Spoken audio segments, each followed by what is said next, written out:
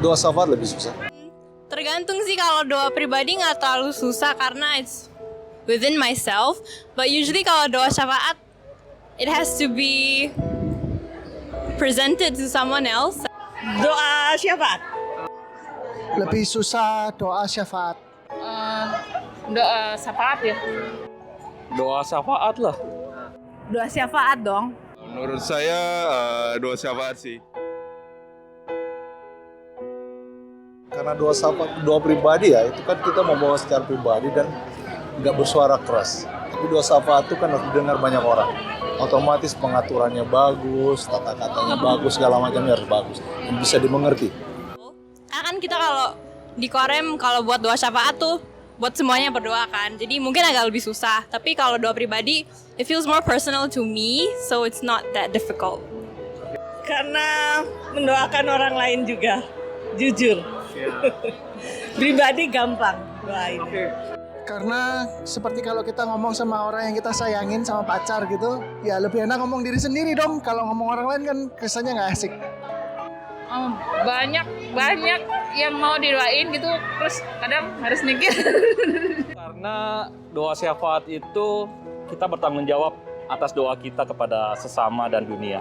Doa syafaat lebih luas lebar, yang mana mungkin topik-topiknya atau pokok-pokoknya sebenarnya tidak terlalu dekat sama hati pribadi. Ya, karena doa syafaat kan biasanya lebih luas ya. Lebih luas dan mencakup banyak hal gitu. Jadi menurut saya lebih sulit doa syafaat lah. Kadang-kadang, tapi udah yang dulu lah. Makin sini udah enggak. Ketiduran? Oh enggak sih, kalau ketiduran nggak ketiduran. Enggak. Wah, hebat. Kecuali capek banget.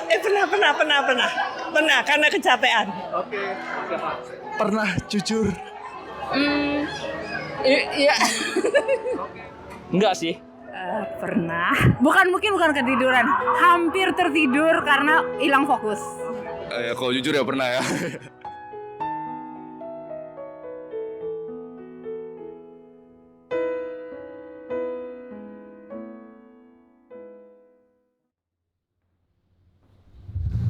Baik, selamat malam. Saya terima kasih kepada jemaat yang memberi kesempatan saya melayani di sini selama beberapa hari, Jumat, Sabtu, Minggu.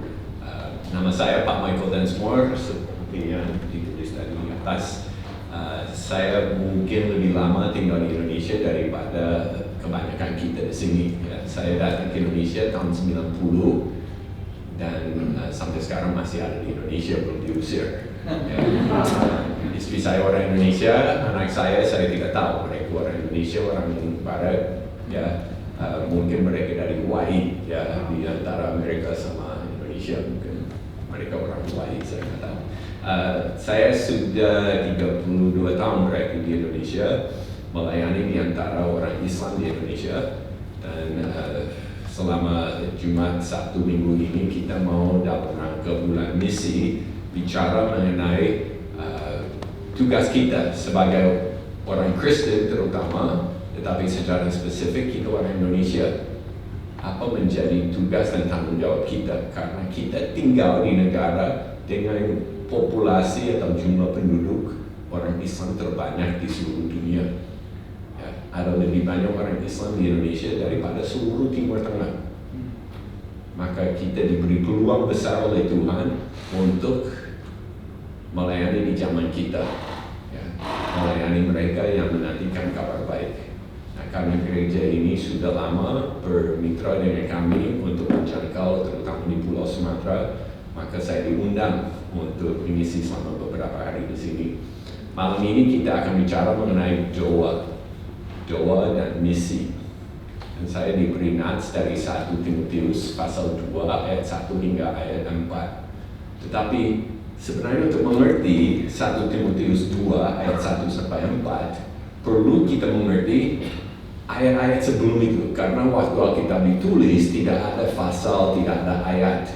Jadi sebenarnya 2 ayat, 3 ayat sebelumnya di 1 Timotius 1 ayat 18 kita membaca ini.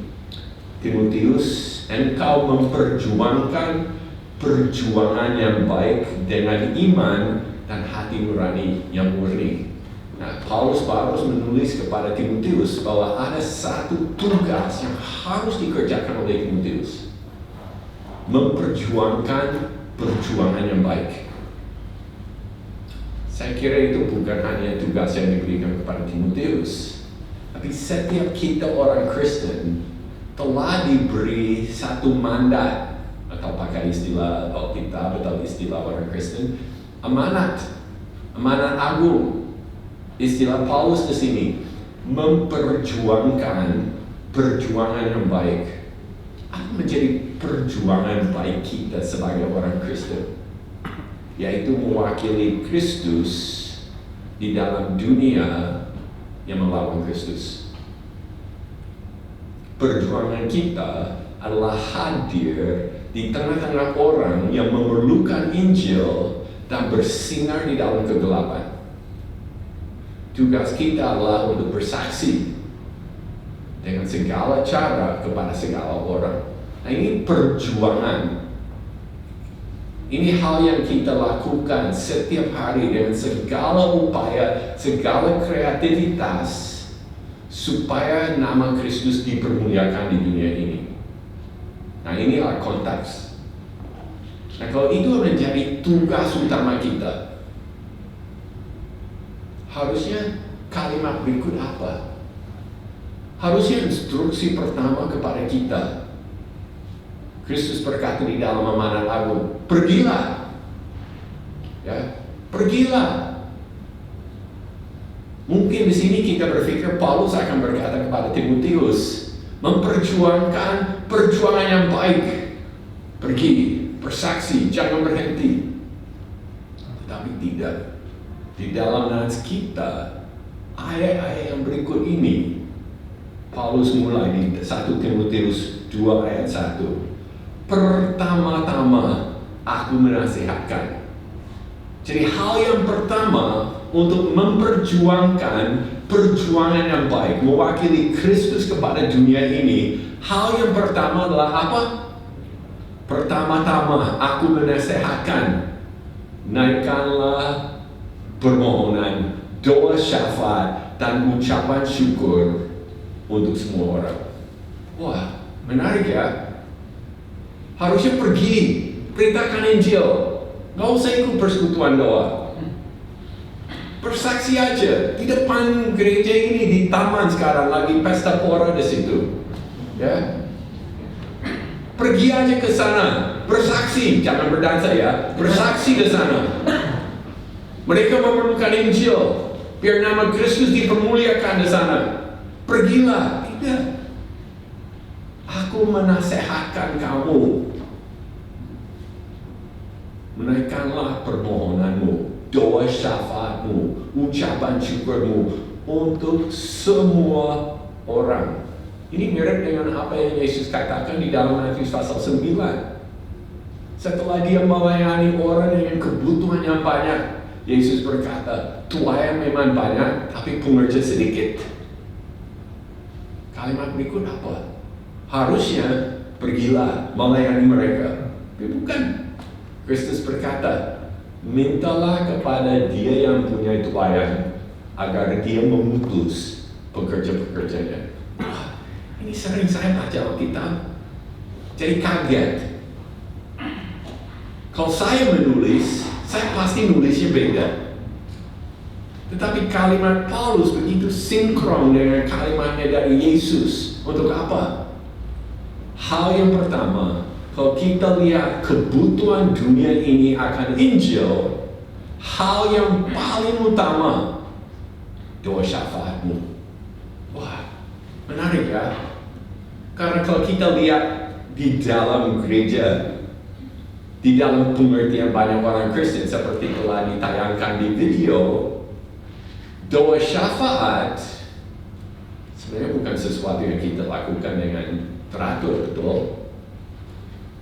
Dan kalau kita jujur, kita lebih rajin berdoa untuk keperluan sendiri daripada untuk mereka yang memerlukan Injil. Mama saya sakit, Tuhan doakan mama saya.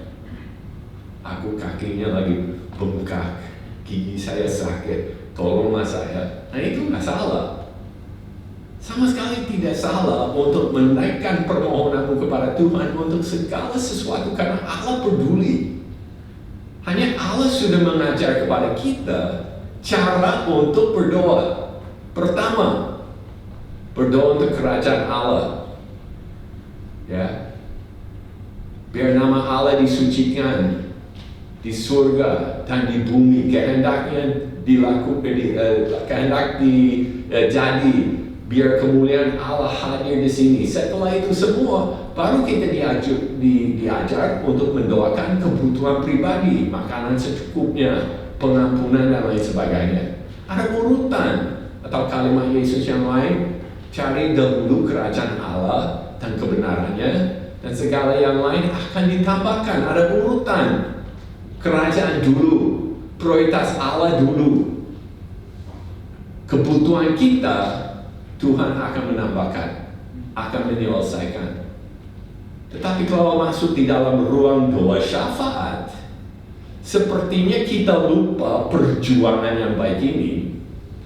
Lupa apa yang kita harus lakukan, yaitu hadir di antara orang yang menolak Kristus, hadir di tengah-tengah mereka untuk apa? Mewakili Kristus. Dan itu memerlukan apa? Memerlukan Tuhan bekerja. Dan segala kebutuhan yang saya butuh, Tuhan genapi supaya saya bisa jalankan tugas saya yang utama ini, yaitu memperjuangkan Injil di kantor saya, di sekolah saya, di keluarga saya. Tapi gereja sudah putar-balikan masalah doa syafaat. Doa syafaat adalah bagaimana kebutuhan saya, bagaimana jemaat-jemaat saya yang sakit. Coba perhatikan doa syafaat kita hari Minggu. Apakah cuma berdoa untuk jemaat yang sakit, atau apakah kita lebih dahulu doakan mereka yang diinjili oleh jemaat kita supaya mereka sadar, atau orang yang ada di kantor kita supaya minggu ini ada kesempatan dengar Injil, atau negara-negara sekeliling kita yang belum menerima Injil. Apakah itu menjadi fokus daripada kita supaya nama Kristus juga dipermuliakan di sana? Baru kita tambahkan, oh ya, ada yang sakit ini, ada yang sakit itu, dan lain sebagainya. Maka kita di dalam pelayanan perlu memikirkan bagaimana kita masuk di dalam perjuangan ini. Naikkanlah doa syafaat, naikkanlah permohonan, doa syafaat, ucapan syukur untuk semua orang. Jadi yang pertama kita lihat prioritas doa. Kita masuk di dalam peperangan rohani, dan doa ini menjadi prioritas. Yang kedua, untuk siapa yang perlu kita doakan? Siapa menjadi objek dari doa syafaat kita? Untuk semua orang. Nah itu agak lucu kan? Karena cenderungnya, kalau saya dengar pertemuan doa banyak tempat, orang banyak berdoa seperti ini. Tuhan berkati semua misionaris di Afrika. Saya pikir gampang sekali. Kita nggak perlu doa lama-lama ya. Kita berdoa aja. Berdoa untuk semua orang, itu Alkitabnya ya. Tuhan berkati seluruh dunia, amin. Yuk kita pergi minum bubble tea. Gak usah lama berdoa ya. Saya Alkitabnya, saya berdoa untuk semua orang, selesai. Saya kira bukan itu maksud dari teks ini. Kenapa? Karena Kristus sendiri bisa doa semalam suntuk.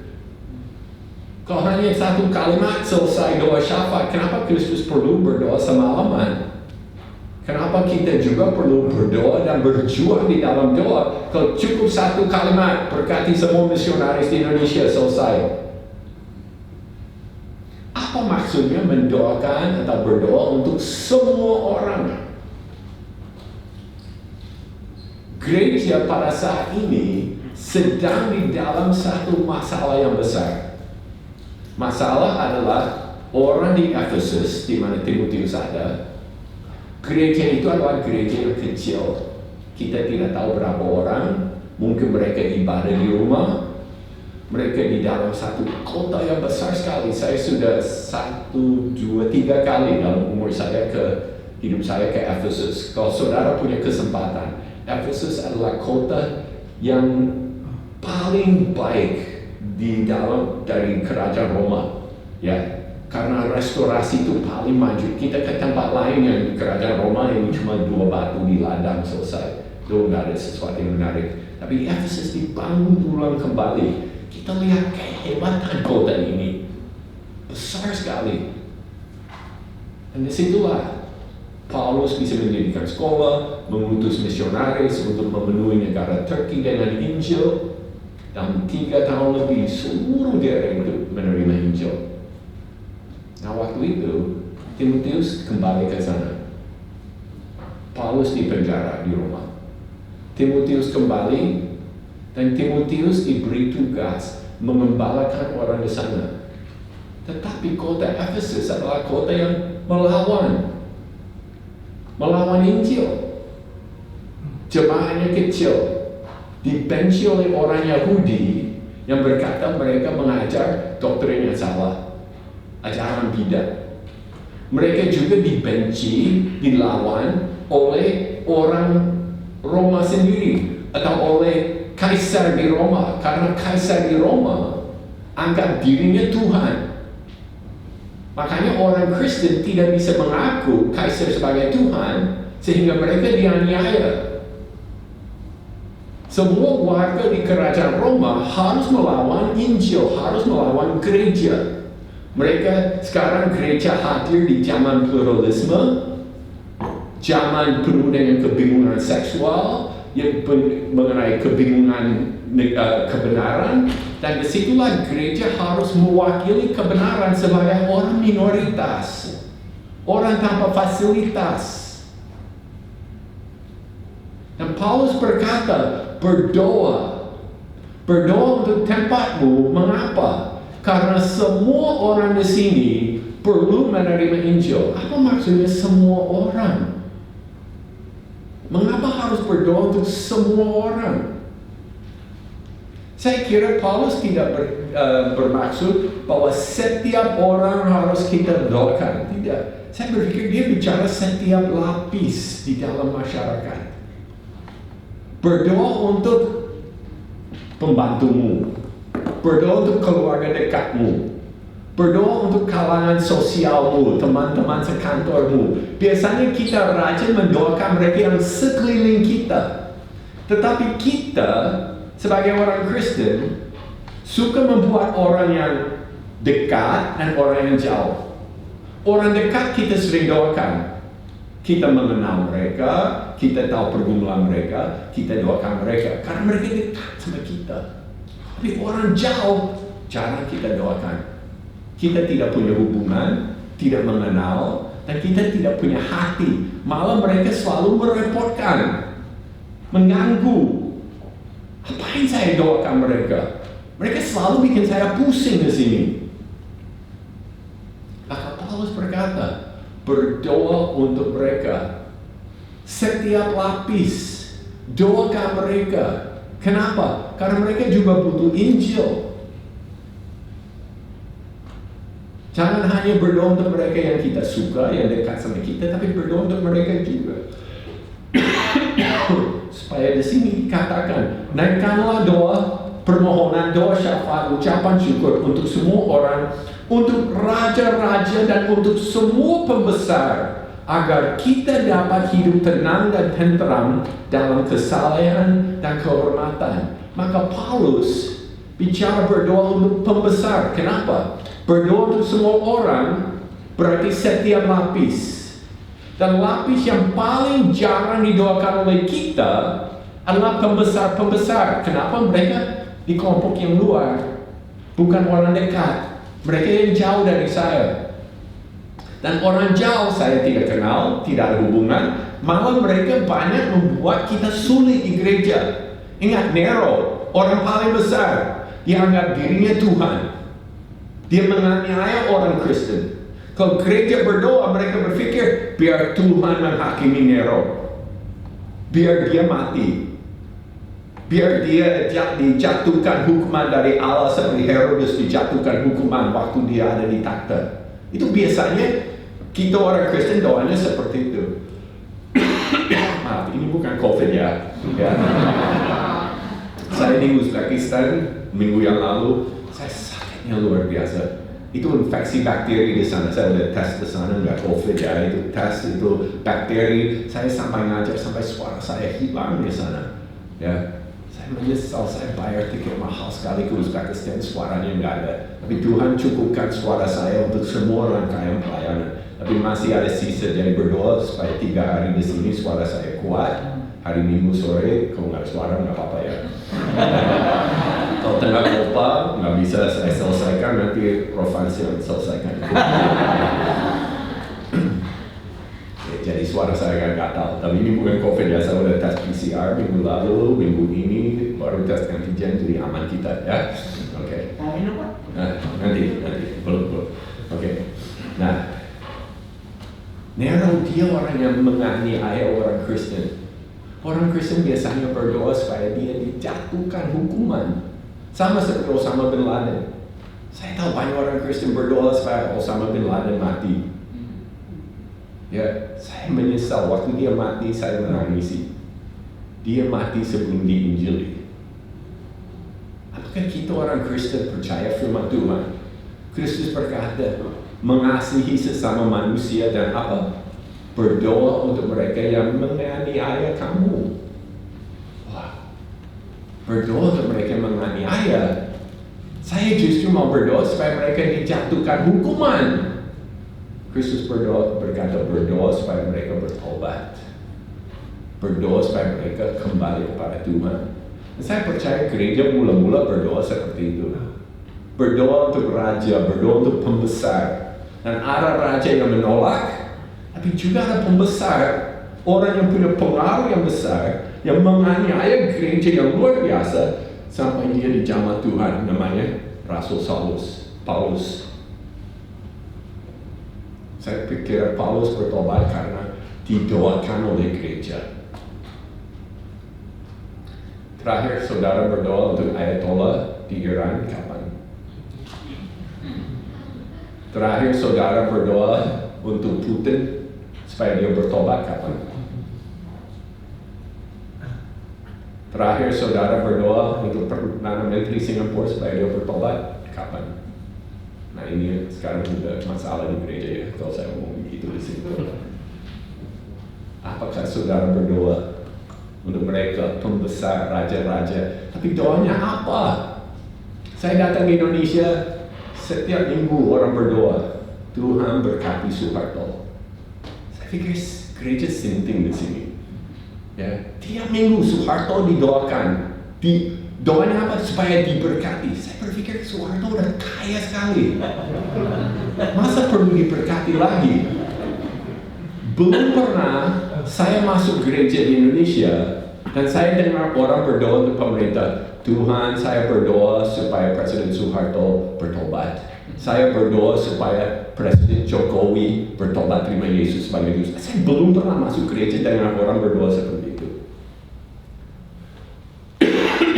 Apakah kita tidak percaya bahwa dia perlu bertobat? Apakah kita tidak percaya bahwa dia bisa bertobat? Kita berdoa, tapi banyak doa kita sebenarnya tidak mendekat. Tidak mendekat kepada maksud dari Kristus. Apakah doa kita sesuai dengan apa yang diharapkan Allah? Kenapa? Kenapa kita berani berdoa begitu? Kita harus utamakan doa. Kita berdoa untuk semua orang, termasuk pembesar, raja-raja. Kenapa? Kenapa? Supaya semua orang diselamatkan dan perolehkan pengetahuannya mengenai kebenaran. Supaya semua orang diselamatkan. Itu doa kita. Doa supaya terutama apa? Berkat keselamatan diberikan kepada mereka. Apakah itu doa kita? Doa kita untuk karyawan kita, untuk untuk majikan kita, apakah itu doa kita untuk pemerintah sekeliling kita, apakah kita mendoakan Malaysia supaya orang Melayu menerima Injil dan bertobat, apakah kita berdoa supaya Indonesia penuh dengan kemuliaan Allah, apakah kita berdoa untuk semua orang, setiap lapis dari yang paling besar sampai yang paling kecil, secara spesifik, secara teratur, kita berdoa Tuhan hadir di tengah-tengah mereka. Biar mereka kembali kepadamu.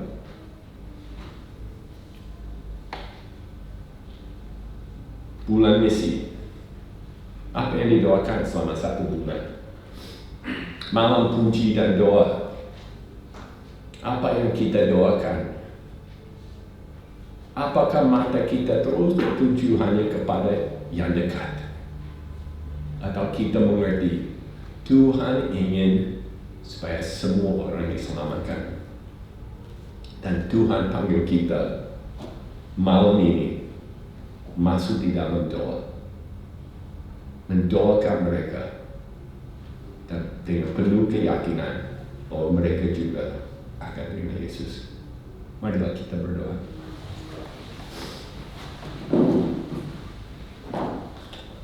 Tuhan, di dalam renungan yang singkat pada malam hari ini kami telah diingatkan kembali oleh Engkau tentang prioritas doa.